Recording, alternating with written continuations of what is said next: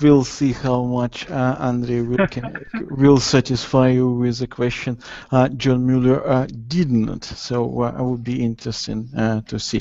Andrey, anytime you're ready, you can come down to us and and we'll start. Anytime you're ready. Okay.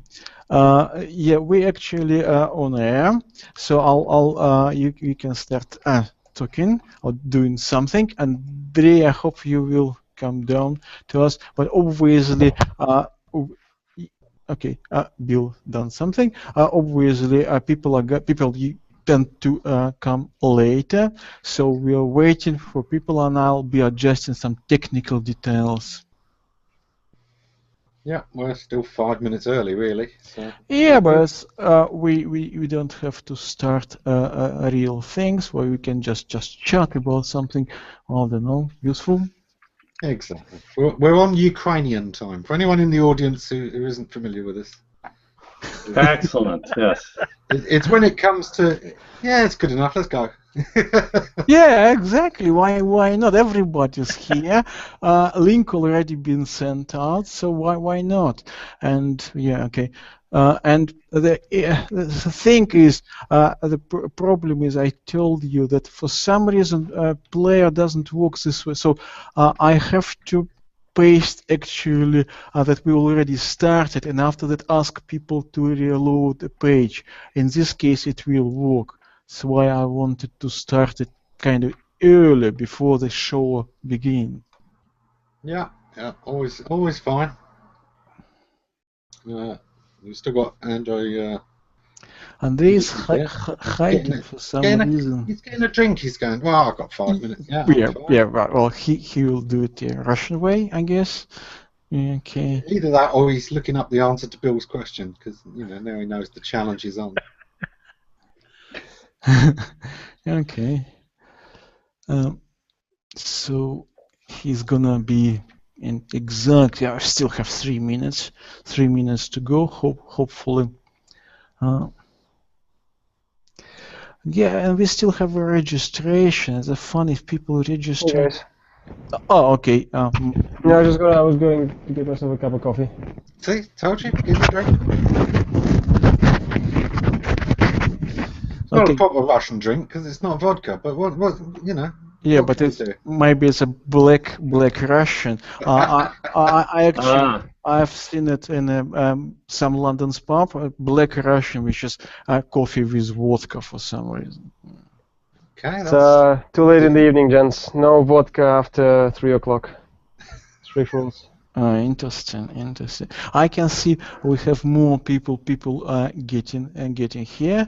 So today, tonight, whatever your time of the day, we're starting Q&A plus, which is obviously Q&A plus public. So public outside who are watching us, you can actually ask some questions. I'll paste this question into internal chat if experts, which today usual experts, Ammon, Jones, Bill Slawski, and Eric Enge, if they found this question's interesting, and if Google's senior analyst Andrey Lipattsev will find this public question interesting, there would be an answer. If would be not very interesting questions, then experts will follow with their own questions.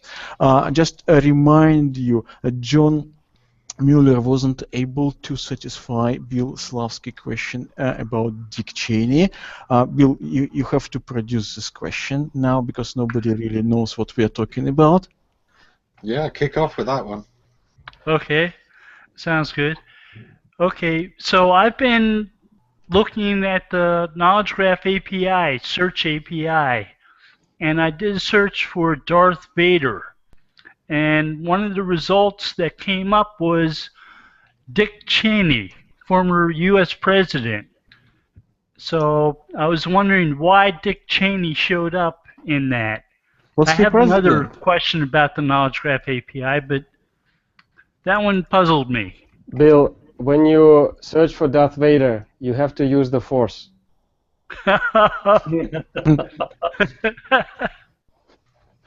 That's all I can say. I'm seriously not sure what's going on with the API, and as you said, John wasn't able to help you there. We scratched our heads together a little bit on this as well.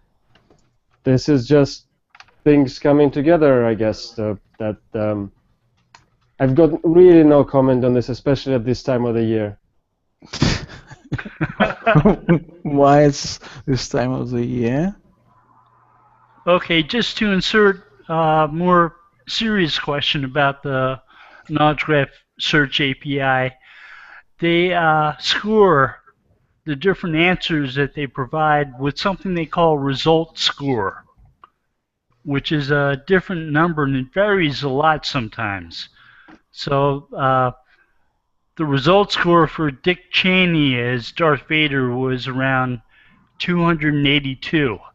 The higher the score, the more likely it's a good result or good answer.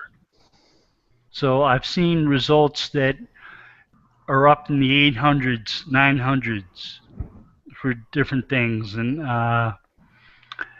Dick Cheney as Darth Vader didn't score that high, but it's still fairly high.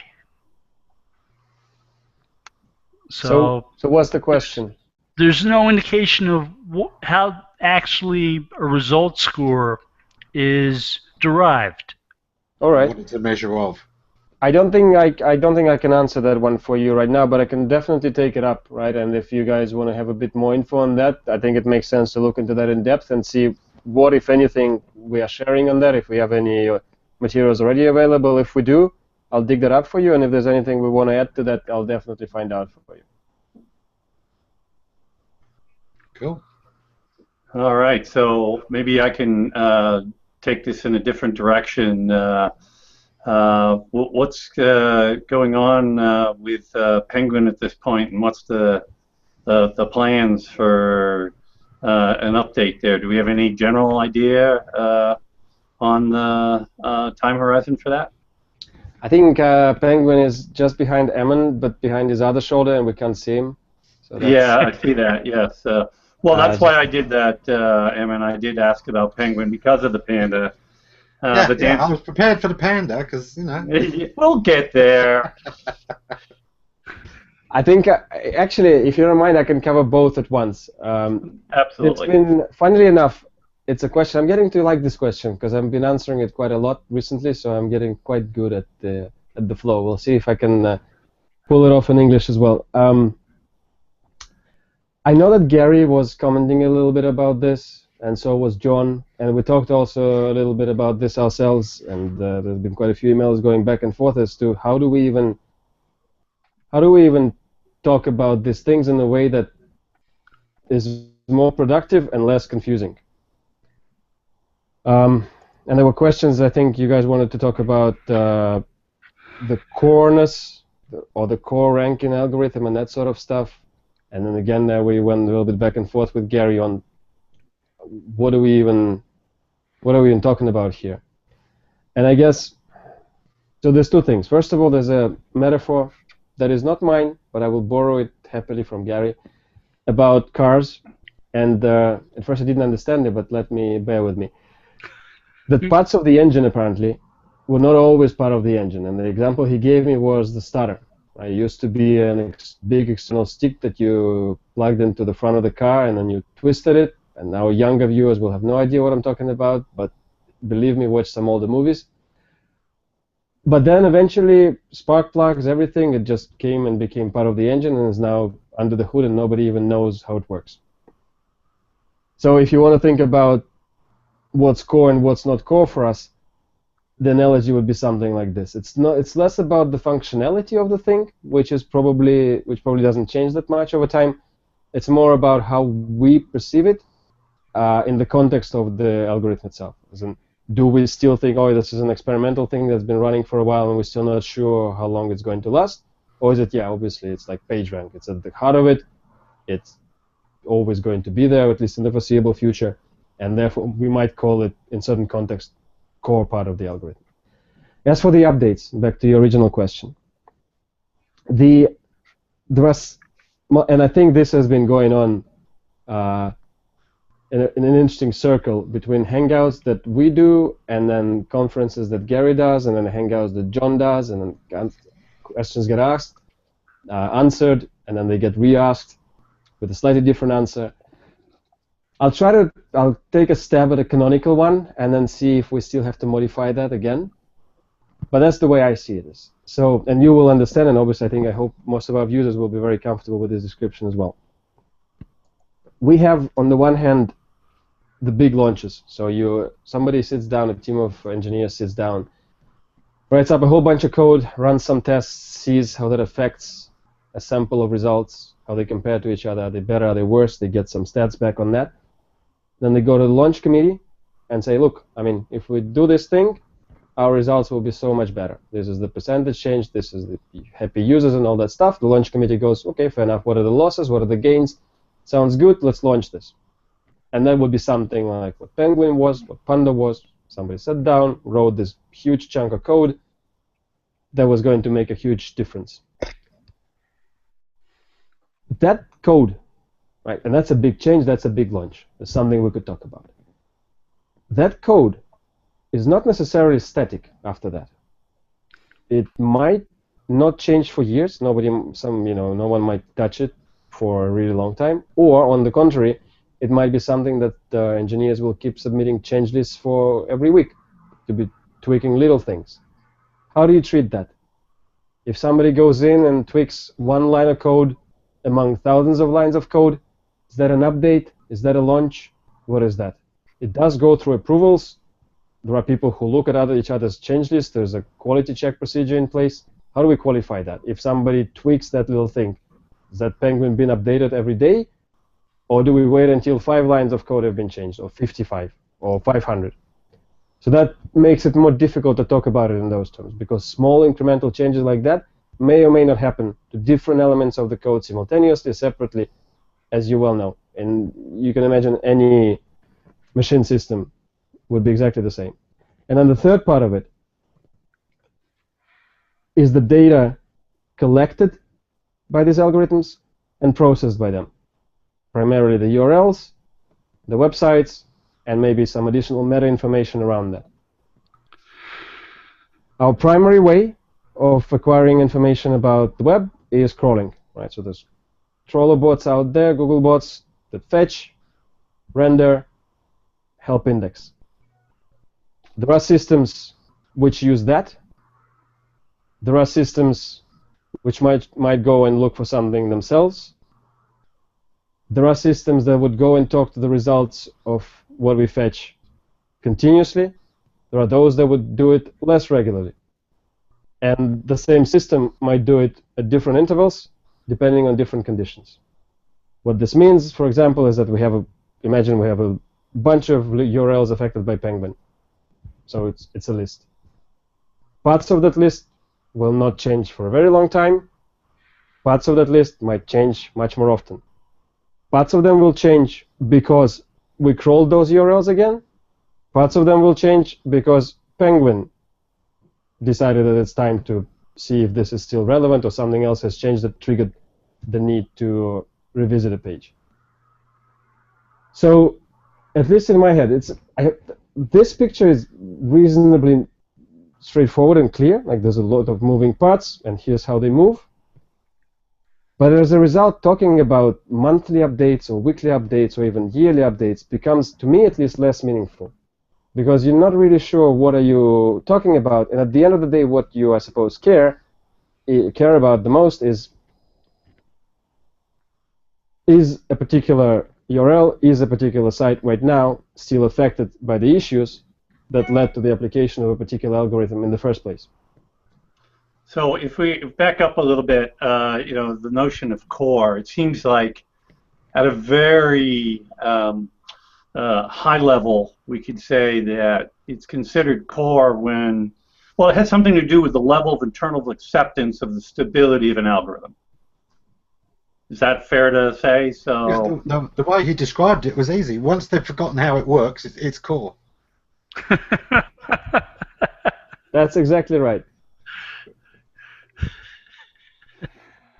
That level of acceptance. There's still, I hope there's still a couple of people who remember how some of it works, but generally yes, right? If we stop worrying about it so much, if we stop hearing continuous feedback about false positives, misses, incorrect applications, then yeah, it seems to be in place. It seems to be doing what it's supposed to be doing. But to be honest, as far as I know, we don't have an official definition of core. Right? There's not a list somewhere of saying, okay, this is core, this is not core, and then stuff changes from one column to the other. That doesn't happen. And you can. No, right. It makes it easy a little bit to talk about it externally, but generally, how helpful that is, not always. What I was going to say about the interest that people in the industry might have in knowing about these things is, okay, so it seems to have been. Give an example. I used to buy links. I might have Penguin. I stopped buying links. I cleaned them up. Do I still have Penguin? My answer to that is, well, first of all, we can't tell you. But secondly, is that really what matters, right? Because what really matters is what you're doing with the site, what you're doing with the content, and the chances that you have at performing strongly in Google search results. And the bottom line is that if you're doing the right thing, right? If you're no longer buying links, if you cleaned up what you bought before, if your content is brilliant, then yeah, of course you have a chance. Penguin, Panda, anything else notwithstanding, because this is what it's all about, right? You build amazing content that attracts awesome users with great experiences. People talk about it. Then this is what you aim at. Right? And if you've got great content, you want to make it amazing. If you have decent content, you want to make it great, and so on.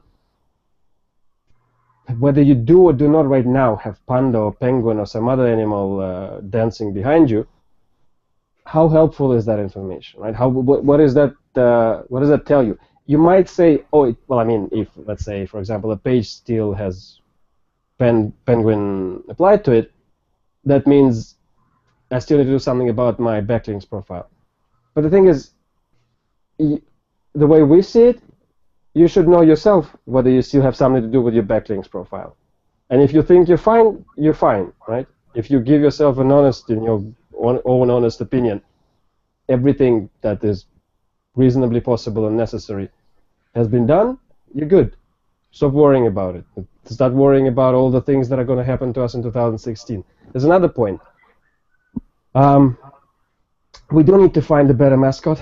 And I think I will lobby very strongly for us to find another, maybe not necessarily a black and white animal, but something nice and cuddly to actually replace the image in people's heads. Although, I mean, the penguins and pandas I nominate John Mueller. I think he's cuddly enough.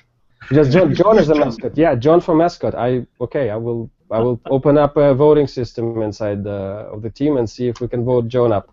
I totally agree. The thing is, there's so many exciting things, and we touched on some of them last time we guys chatted. There's so many exciting things happening this year. But AMP is launching. What the hell is that gonna do? Like, how's that gonna work? How's that gonna apply? What is going with the mobile-friendly pages? What is going on with responsive design? Where's HTML5 going? What's happening with HTTPS growth? As far as interesting, encouraging discussions, challenging discussions with very valid and very difficult questions for us to answer are concerned. There are a lot. And in that context, it is incredibly boring for all of us. And I speak here for my colleagues, I hope they'll forgive me. It is incredibly boring to be talking about links still and Penguin. Because the Penguin is literally so 2012, like you wouldn't believe.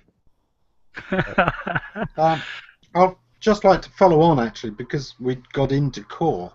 I think this is still one of the areas people struggle with the most about Google. So my softball question as my first one is, how much do people misinterpret what Google is? I mean, they still talk about the index as if there's only one. They still talk about the algorithm as if there's only one.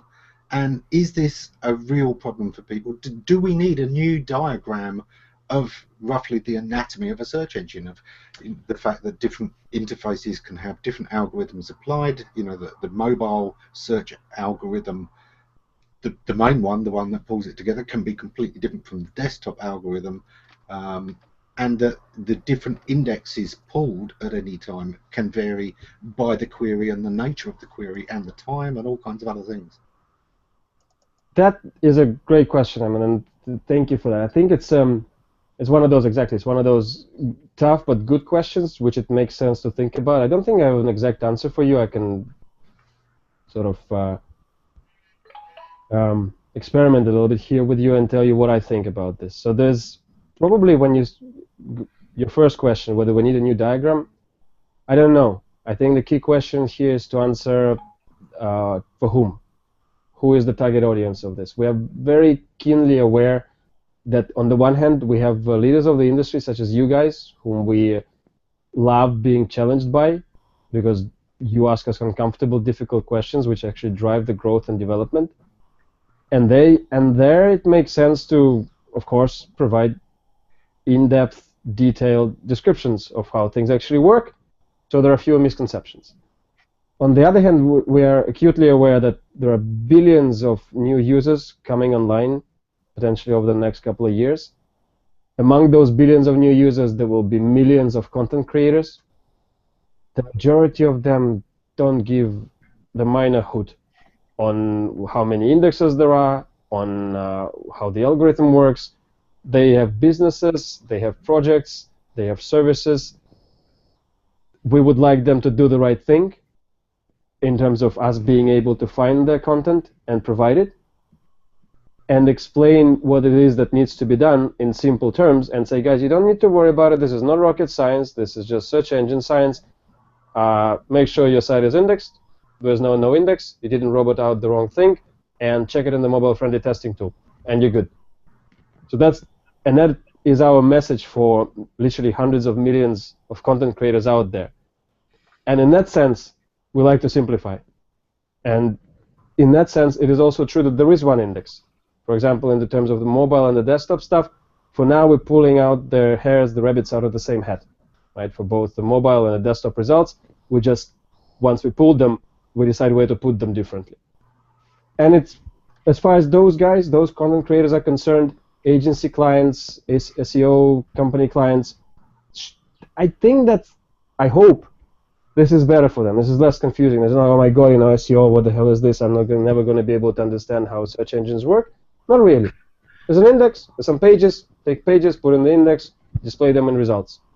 And then there's all this other fun stuff like cards and knowledge graph, and it works pretty much the same. On this level, I think it's better to be able to explain it like this. The danger with providing more in-depth, more detailed diagrams of how this piece of the engine connects to that piece of the chassis or something else is that we create more confusion than clarity sometimes, I find. And we also, in our drive to increase knowledge, to improve the ability of people to create good content and make it accessible, we inadvertently, I guess, sort of scare them into doing crazy, unnecessary things, which they otherwise wouldn't even have thought about. Penguin is a really decent example of that. I don't think it was the wrong choice to have been so vocal about it and talk about it at the time that we did, because there was a problem that needed to be solved, including by communicating about it a lot. But one of the consequences of it has been that we're still talking about it 3 years later, or 4 years later, or whatever it is now, right? And that really has long been, it's no longer as relevant as it was back then, no longer as important. And that applies to many other things, right? And so this is the danger, where as much as it makes sense for us right now to discuss these things, and I try to explain to you, okay, so that thing updated, it gets updated so often and maybe less often, and maybe we could say that, okay, so that one thing we launched 5 years ago, we can safely say is the core, because we forgot how it works now. What is it? I guess we've got to ask ourselves, what is it, apart from purely scientific interest in how generally search engines work, what is it that we're trying to achieve through these conversations, including, right? So you're trying to understand what we are aiming for. You're trying to understand what are we trying to do, why we're trying to do it the way we are, point out to us that maybe some of the things that we're doing are not working as intended, and so on. We're trying to respond to that.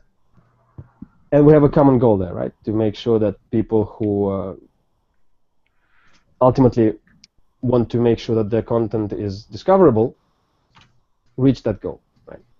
Now that's why I really like to think that we're able to work together in this sense, and not with you guys, everybody else who's listening, everybody else who's maybe going to be joining these meetings later on, and who comes to John's Hangouts and stuff, and think in this direction a little bit more. Right? What are we trying to achieve together? And in that vein, what answers do we need to provide? Right? So if, for example, if Barry or any of the other guys tomorrow writes another article about this particular Hangout and says, so we discussed this and that, and these are the most important things you guys reading this need to watch out for, what are those things? Do we still want them to be talking about, okay, so Panda is core, and Penguin is 60% core, but you have to multiply that by the weight and height of your grandmother's uncle? Is that what we want them to think about, or do we want them to start thinking about more immediate, more interesting, more sort of more tangible things? Well, what if you don't know the weight and height of your grandmother's uncle? What do you do then? Oh, sorry. Exactly. No, but then we can't rank your page. That's it. Yeah. Okay. Well, then you better know. So I think one of the things that makes it more complicated too, isn't it, that there's so much machine learning as part of this? It's no longer so discrete. You must be doing.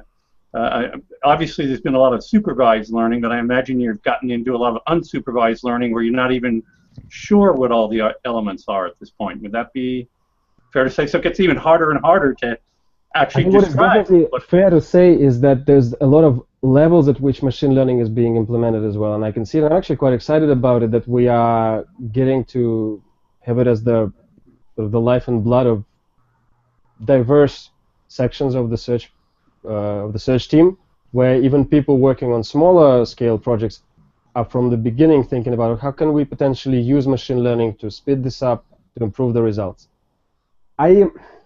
You are right, it is kind of, well, it's the eternal debate. I don't want to bring other people into this, like the big thinkers who are talking about AI and the singularity right now.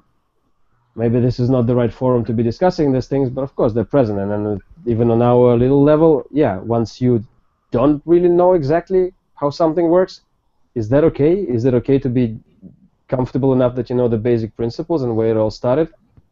I think what helps us a lot, what helps me to be comfortable with the way things are developing, is that we rely a lot on data about the results of what is going on. And we continuously keep checking how whatever is happening, how is it affecting our users. Are they happy with it, or are they not happy with it? And and by users I mean a broad swathe of people, so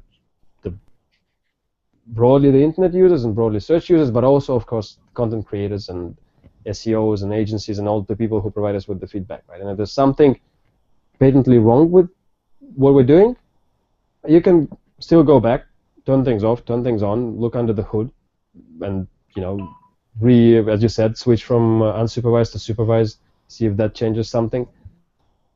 Broadly speaking, though, I'm not, as I said, I'm happy about the fact that it's being implemented at multiple levels, and I'm confident that by looking at the results, we reasonably protect ourselves from this thing running away from us, right? Because we're continuously controlling the output. Right. Well, I mean, at the moment, your output is a search result. It's not something that's reaching into people's bank accounts or, so I'm not really that concerned about the singularity emerging out of an algorithm whose purpose is to improve the quality of something that I get when I type a few characters into a box and hit enter. Well, that's easy for you to say. Think of poor Dick Cheney, who's being called Darth Vader. Yeah, well, and I'm sorry, you're saying that's wrong, Ammon?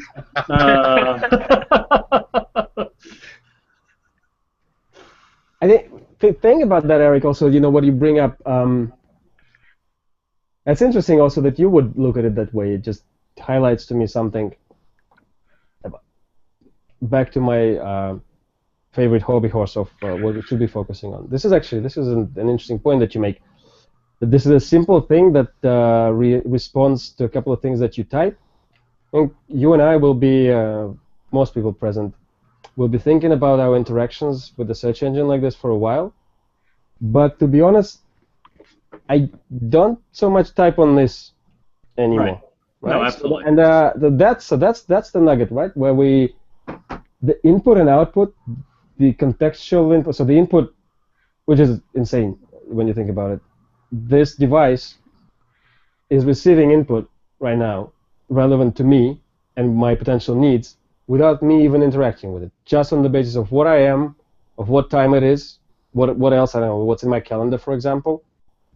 And so it's, yeah, I'm glad that you agree that we're not expecting the singularity to happen anytime soon, but generally that's the exciting piece, and especially if you talk about machine learning, that's where you can't do without it, right? When you start thinking about the fact that the interaction is not so simple anymore, it's not just about even image search, when it's a little bit more complicated than characters, but still, okay, you know how to do it more or less. This is going into an area that's really interesting. How do you learn to anticipate needs? How do you really learn to become contextually aware and relevant to the person that is no longer, it's like, think about it as a continuous stream of queries. Imagine that, right? So there's no longer this discrete 5, 6, 1 time a day, 1 time a month usage of search, whatever it is. It's pretty much, as far as we're concerned in this sense, a continuous stream of queries. Like, I'm here, what's interesting? I'm here, what's happening? What's the weather like? Where's the nearest pub?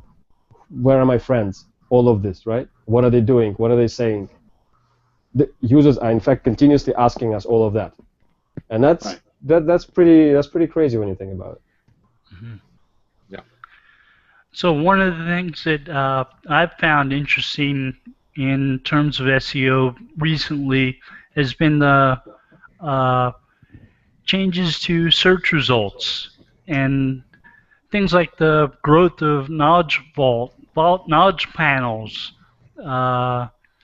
categorization of image search results, things that are lumped together in classifications and groups, the way results tend to show up. I found a patent that dealt with in-depth articles it was an application that came out on December 31st. And I said, do they have those anymore? I haven't seen any for a while. And I searched around to try to find some. I couldn't find any.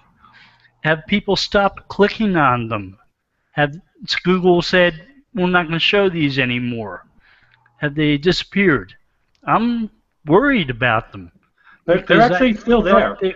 I thought they were interesting. Bill, I think you've known us long enough to know that you really shouldn't get attached.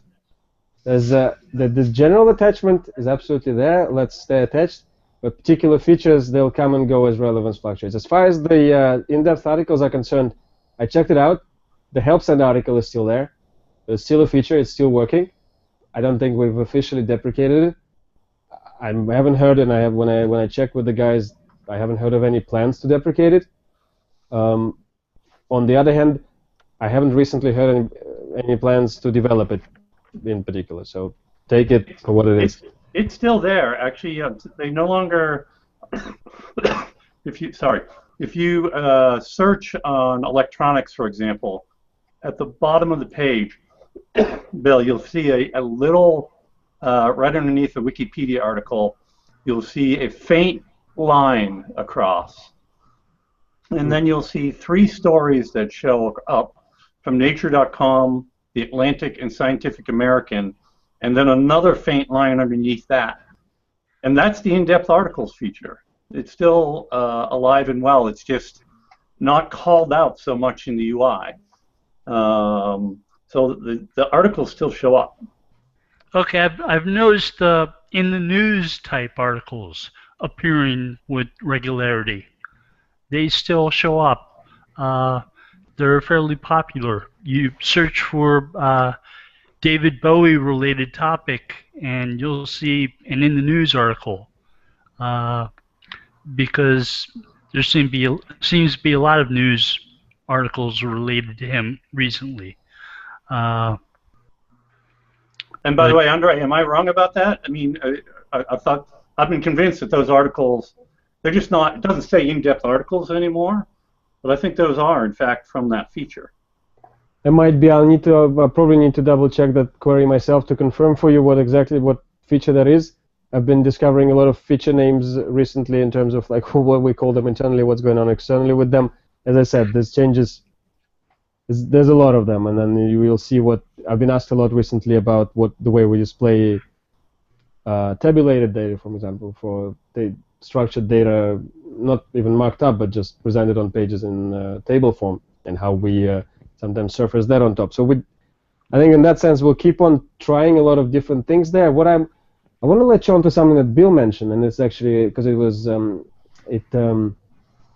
triggered an interesting association for me. The grouping of results that you mentioned. I think that's another key attempt that we're making, and we've been trying to make for a while now, and I think we'll keep on doing.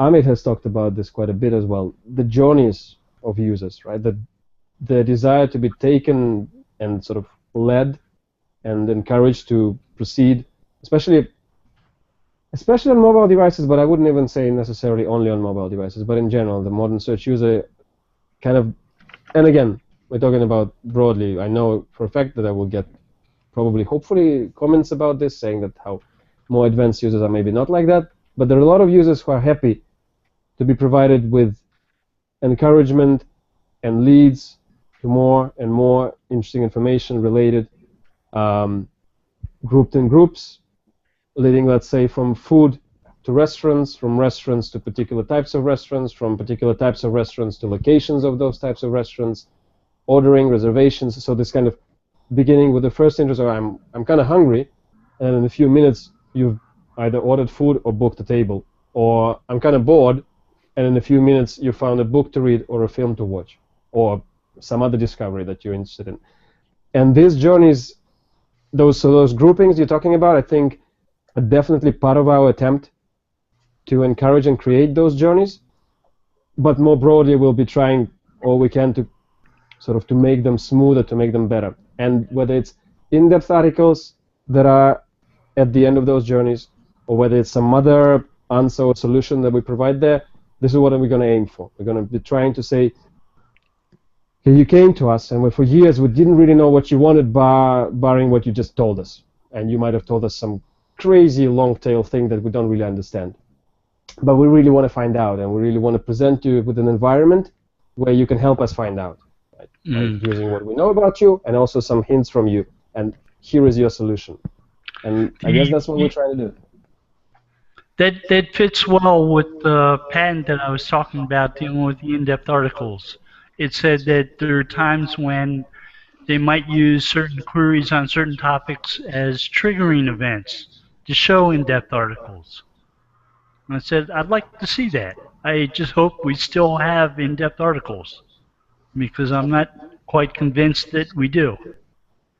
I think as a feature, it's still there, absolutely. I will again double check for you, and well, look, I don't really want to speculate because, as I said, I already asked about it, and it's quite there. Okay. If something happens to it, I'm sure we'll let you guys know. But that's not even the point. I don't think that. If I'm picking this up, what you're saying is the separation in display is kind of more of a way of you getting feedback, because people can see that this is different. And once something is, we're comfortable with this, we understand this, we trust this, it becomes core, the separation in the results won't be as noticeable, because you don't want to call it out. You now want people to just see, here's your results. Is that yeah, right? I think, I would agree with you, right? I mean, there's probably, again, elements where people would point out, no, this is not what you're doing. Here's an example of where you're doing it exactly the opposite way. But generally, I'd hope that this is where it's going towards. It's just an experience. It's a journey. You don't want to know this is the news vertical, this is the image vertical, this is shopping vertical, whatever else it is. You are just there. You have a feeling that you would like to have some sort of an experience, and then Google comes in and says, oh my God, how are we going to provide you with that? And then we start saying, okay, so you want, what do we know about you? Do you want funny videos? Do you want dancing pandas? Do you want in-depth articles? Do you want contextual information about your location? And seamlessly offer that to you without you having to think, oh, okay, which advanced search option do I need to use? In fact, this is quite interesting. When I first started using Google Search extensively for scholarly purposes, I kind of, I guess, and like probably many of you as well, kind of prided myself on the knowledge of all the different advanced options that you could use and the operators you could put here and there and how you could combine them all to find something crazy. And even the advanced search online course that we have teaches people a little bit how to do that, how to find things that are really well hidden. And it's a fun game. But the reality is you don't want the majority of users to be playing that game. For the majority of users, this entire experience should remain entirely behind the scenes. Right? Yeah, so the one I'm picking up is when we do a search for something, images are still kind of pulled up in their own little carousel, their own little block. But video, well, at one time it was really clear that, you know, we're including the video here. Now it's kind of just blended into those results much more smoothly. So it's kind of like that, isn't it? There's times where you want people to know there is an advanced search. Would you like to do shopping search? Would you like to do local search? And there are times where you simply say, no, we trust this, and having that level of separation only creates more questions instead of answering questions. So let's just, here's your results. Yeah, and when you think about the limited real estate available on a mobile screen, that becomes even more obvious that any pixels you spend on explaining what the feature is takes away from the feature itself. So ideally, it's like, I don't want to really go too far in there and don't take it as an announcement of anything, nothing's changing, but for example, the mobile-friendly label itself. The ideal state is that we don't need to display it.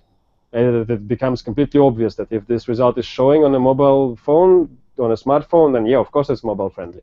Right? We're not there yet, but when you think about it, of course, why would you want to spend all those pixels and all this space on saying that if it should be just blatantly obvious?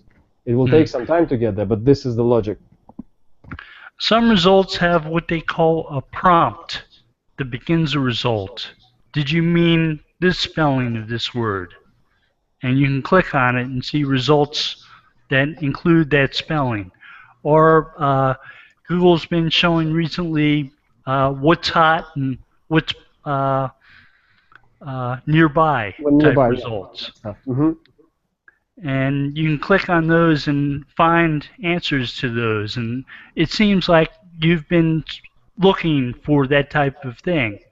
So they prompt you and give you that type of result.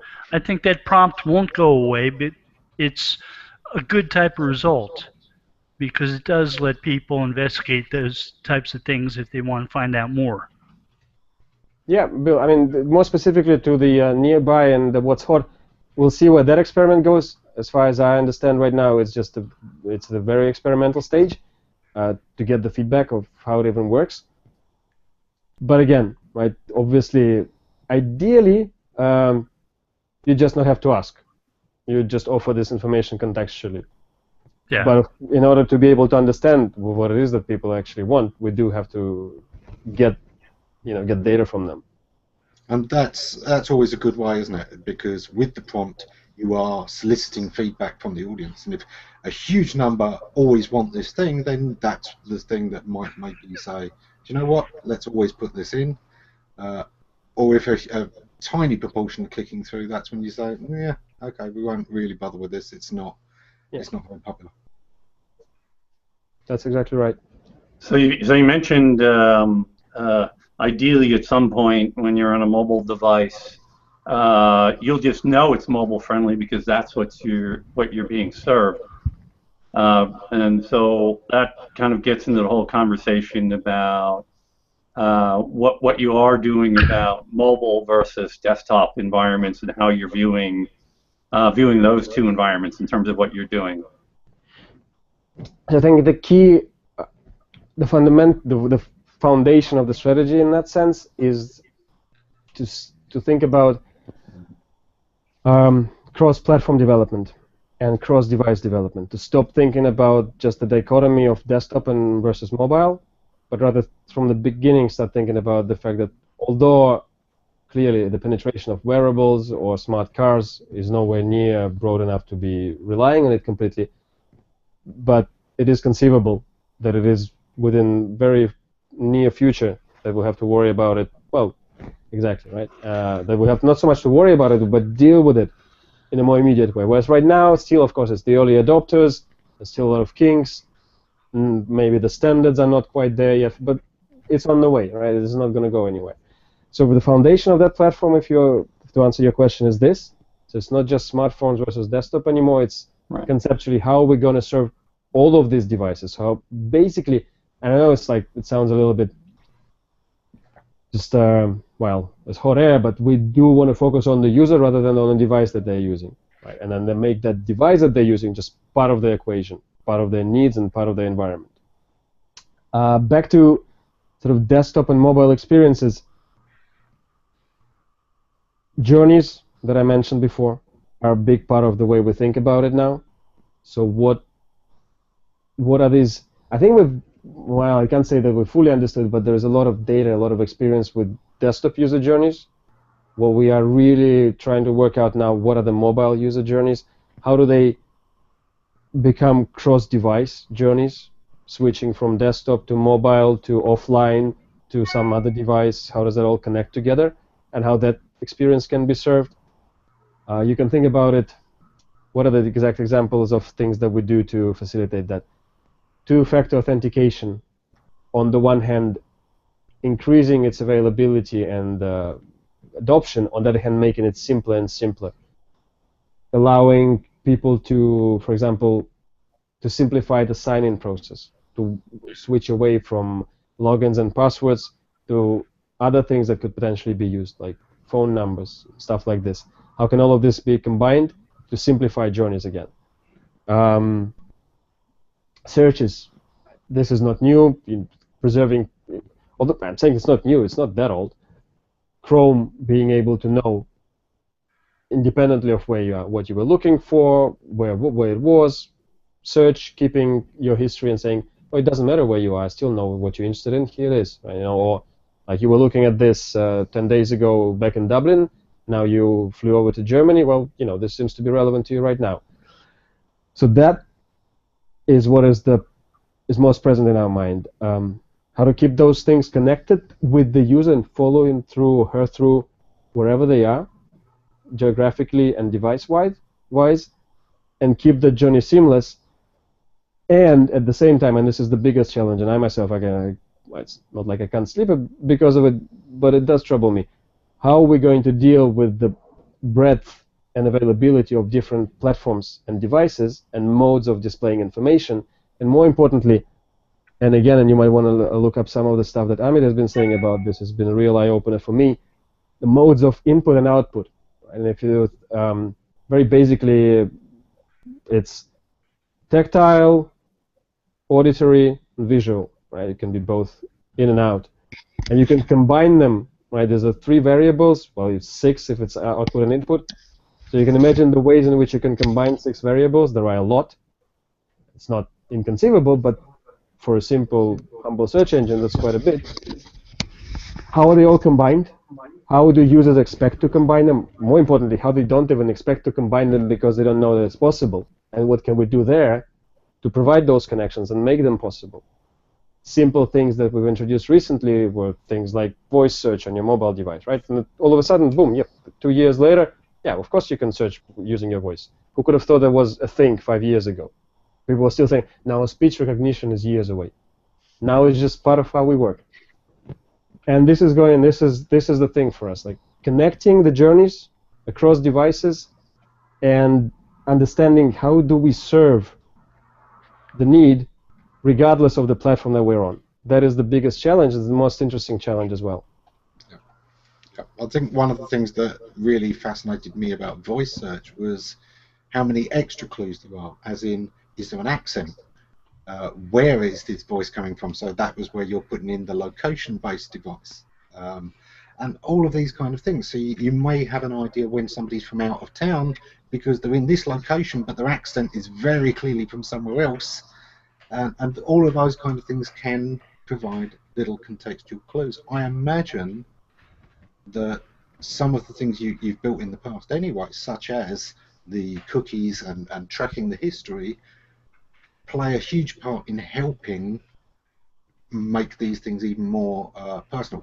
When Kim Krause recently asked me about mobile search and how different it is, I was saying, well, the algorithm itself, yeah, it's looking, you know, leaner pages, faster pages, finally, the big mobile Geddon thing last year was a surprise to a lot of people because, you know, finally Google is starting to look for pages that actually work on mobile devices for mobile search. Was before it didn't, and people hadn't quite really worked that out, that it wasn't being that careful before.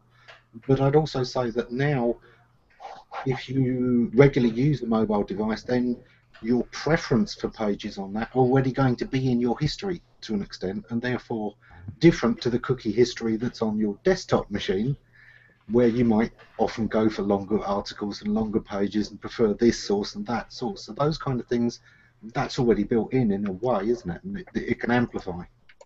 Yeah, there's cookies, there's the profile information that we have. Absolutely. This is another thing that excites me a lot about, since we're talking about voice search a little bit, it excites me in particular because I'm very passionate about making sure that we stay aware of the ecosystem and the industry within which we're placed, and then the fact that the content is being created within this ecosystem, and that's what we work with, and that's what we couldn't survive without. So when you think about the recent changes in voice on mobile, third-party actions, I find that amazing. I find it awesome that we're now giving us opportunity not just to software that we build ourselves, but to anybody who understands it and can also think about user needs in this way. There you go. You know, if you want to book a hotel, book a table in a restaurant, do this, do that, find a movie, yeah, that's it. You can now interact with your potential users using the voice control as well. And I think this is hopefully the path that we're going to stay on in many other directions. And all the different journeys, all the different devices, all the cross-platform interactivity and tracking, that we continuously offer these as options and opportunities for content creators to innovate, to use this new technology to kind of come up with ways that we haven't thought about how this could be used and then integrated and then obviously found and served.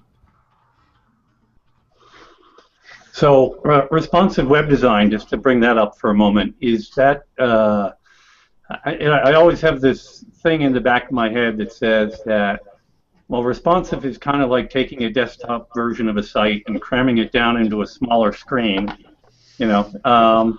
And is that really the right answer? Or should we really be thinking about...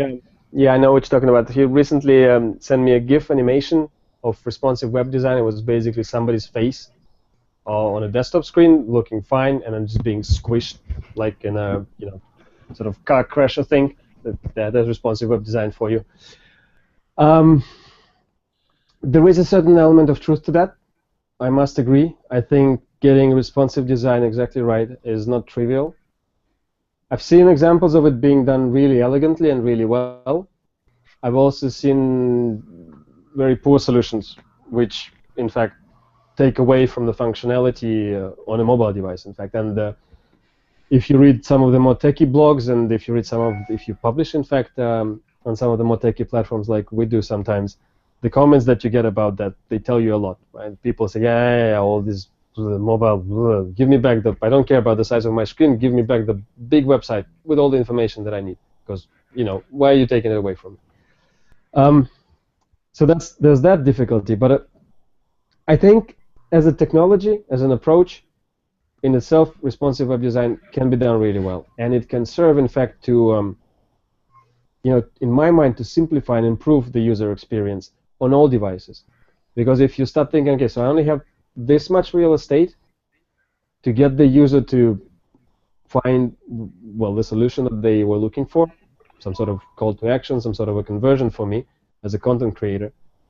And if I manage to find that path, right, that user journey that takes them to my conversion within this much space, with only a few buttons and clicks, yeah, why do I really have all that other stuff on my desktop site? Why do I need all that stuff? What purpose does it serve? You start asking yourself those questions, and in some cases you do come up with much better answers. In some cases you force yourself by kind of rethinking the design from the ground up. You might come up with much better, simpler, slimmer solutions. It's like moving out of the house, like changing house. And I know this because I've experienced it quite a few times in my life. You start packing and you go, oh my God, why do I even have all this stuff? And hopefully now and again you're able to kind of get rid of half of it, and you still live a happy, fulfilled life, even better so because you've gotten rid of all the junk. And yet, of course, what the flip side of that is we don't want user journeys to become poor. I read a recent critique of the M project, for example, from a JavaScript news developer, and it was a very nuanced and thought-through critique talking about, in particular, JavaScript journalism. So this branch of news creation which encourages active participation from the users and also provides them with a much richer sort of interactive environment to consume the information that they're receiving. And by no means would I want to think that this could go away. Because absolutely, these rich experiences, this is what the web is all about. I want that. I want multimedia. I want interactivity. How do you couple that with the fact that mobile bandwidths are not the same as broad as landlines? How do you couple that with the fact that in the developing countries, the costs are much more prohibitive than there are what we used to? How do you couple that with the fact that the speeds in those places are even more prohibitive? And when we talk about, it's not about being, charitable or sort of asking us, would somebody please think of the children? But still, places like Africa, Southeast Asia, the needs and the economies and the needs of the users and content creators there are significantly different, and that's a huge proportion of the world's population and hence of our potential users as a company, but also something that we think about a lot, right? So how do you serve that in that context? So yeah, responsive web, going back to the original issue, I don't think it's dead, I don't think it's gone, I think it will continue to exist and develop, and it's a really powerful tool. But I think there is space right now for us to also explore other possibilities, other technical solutions. Like the ultimate goal is still the same, is this seamless, engaging, journey-like experience across devices, across locations, sort of through time as well, spanning over multiple days, even weeks, for a single user, who doesn't really care what technology we use to achieve that. And there is space right now for us to think about which technologies serve that better. In some cases, yes, responsive design is the thing, especially if you do it well. Maybe there are other things we should be trying. I think the core thing there is going back to the way Eric phrased it was perfect, squishing the site down. Whereas, of course, when we talk about responsive design, we usually talk about mobile-first strategy, where you start with thinking, what do I want the mobile user to experience, and then add in the things you want for the desktop afterwards, after thinking about the small screen first. How do I make more space work rather than how do I fit this into a little screen? I think that's one of the core differences. And I mean, in a way also that, yeah, and so with the fact that we call it responsive probably makes sense as a name because, I mean, it does respond to the size of the screen, and we definitely don't want to rename stuff right now, but you're right, I mean, about this approach, in fact, from the starting with the mobile design first, but also, as I told you, maybe even go a step beyond that and just generally think agnostically from a device, but think about the user experience and not even the experience, but the end goal of the user and of you as the content provider, and how you can make that meet. But I think part of it is that the designer has to be responsive as well, and that's the part. People think of responsive design as just a code thing, and instead responsive design is about a design thought and about how you think about different users using different devices and even their different intentions and needs. Now, for some people, the mobile is their only access, but for others, they're using the mobile for a quick fix now. They don't want the in-depth stuff. You put that further back in the site, maybe not on the home page, and that kind of thing. But that plays into another aspect of this too, which is, I mean, we're right. The world is going mobile, and it's hard to argue with that. But if I'm in the process of I've just discovered I have diabetes and I want to do research and I have it available to me, I want that bigger screen. And I want that bigger keyboard, and I'm going to want that experience. And so my use cases may have changed a little bit.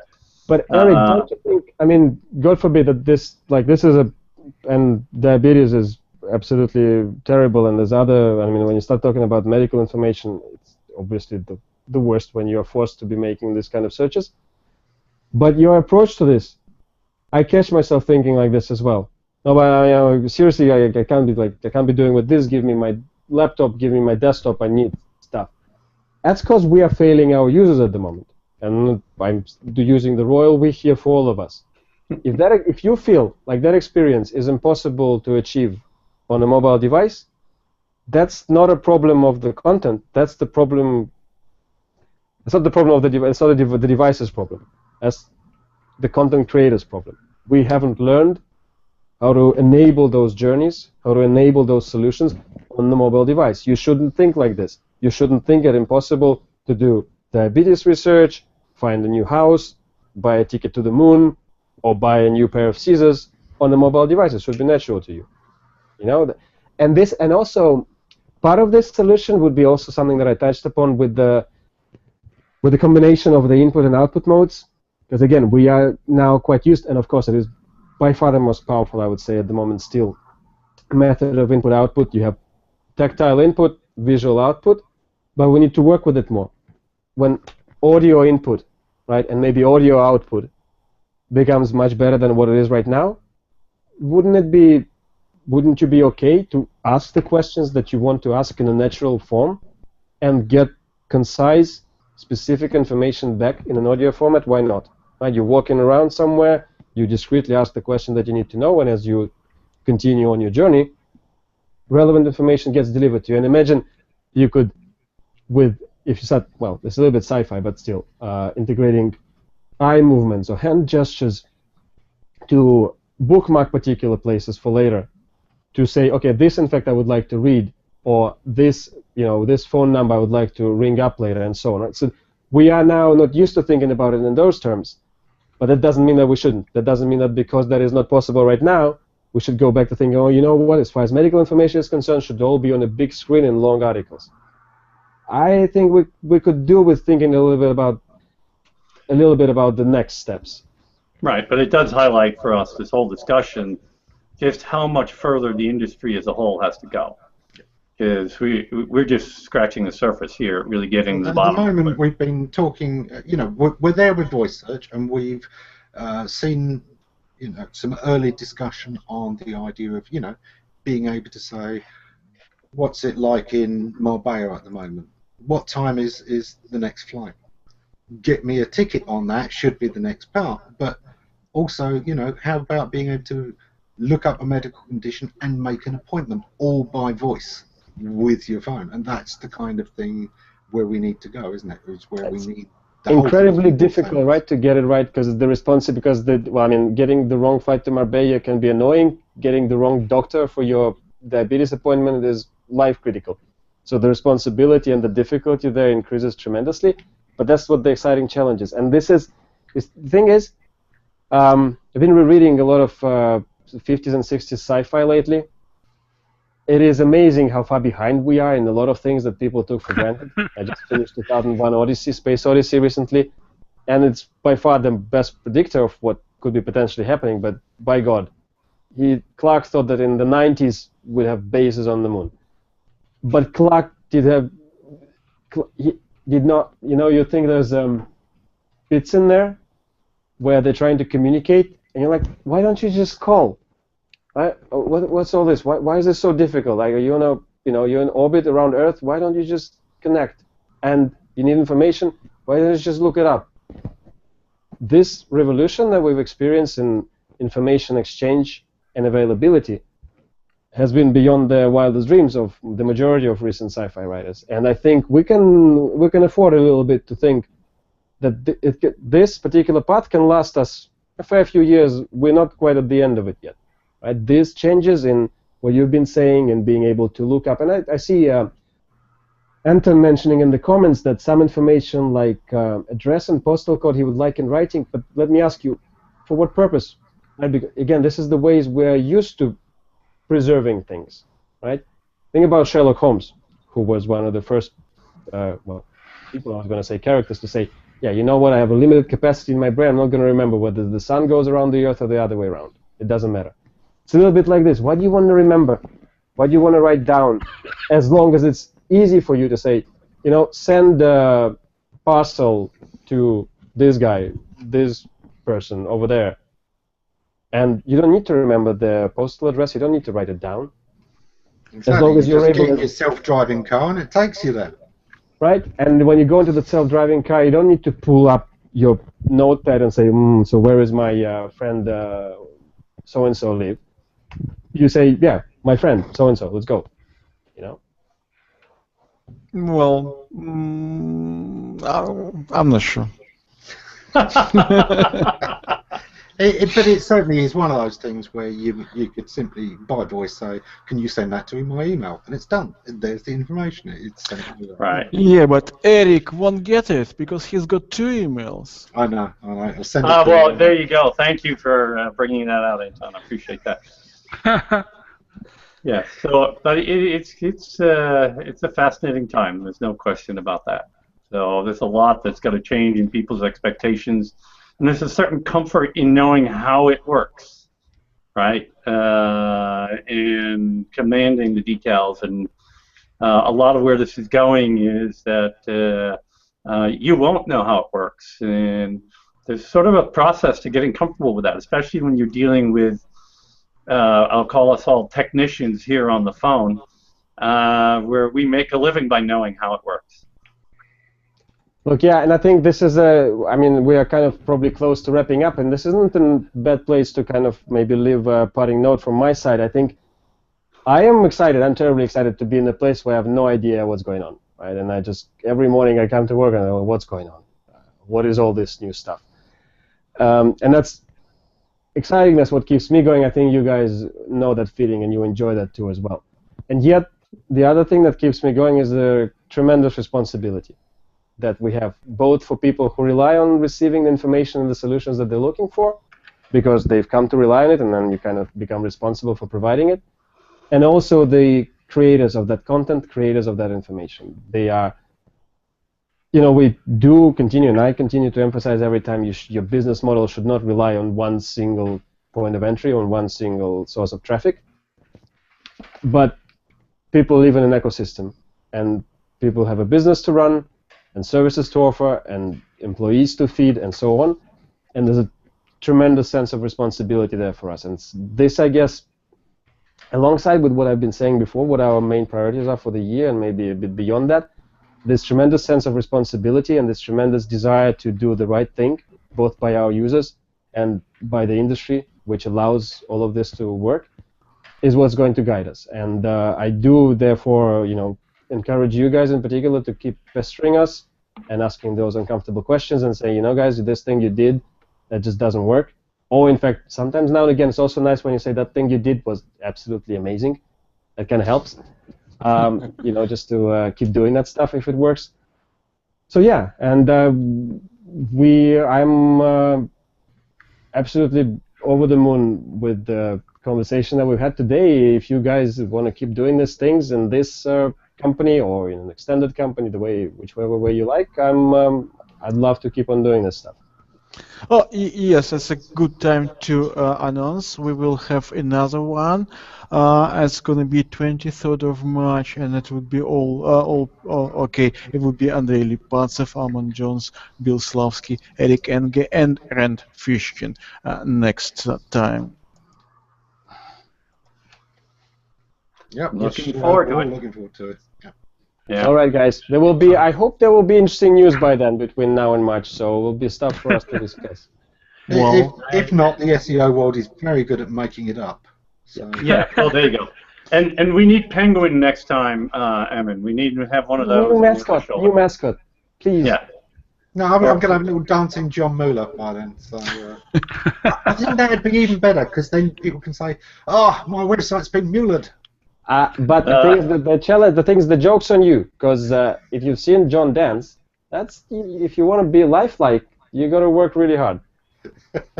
So yeah, we won't have edit together videos that we've got. well, we did have some some other question from public. They were not that highbrow questions. I don't know. Maybe Andrey, I can pass it to them. I can Yeah, give you just the make sure answers you to a save that couple of those. wherever they've been whichever way they've been coming in. I'll be more than happy to, maybe in the comments to this afterwards, just provide them to the public. Yeah, we can make a post or something like that. So I'll provide the questions to you, and yeah, okay. So everybody who were asking questions, I will pass it to Andrey, and you will get the answer, well, sooner or later. Absolutely. I hope sooner. Okay, guys, thank you very much. Ammon, thank you. Andrey, thank you. Bill, thank you. Eric. Well, I'm doing it in this order because your picture's in my screen exactly in this order.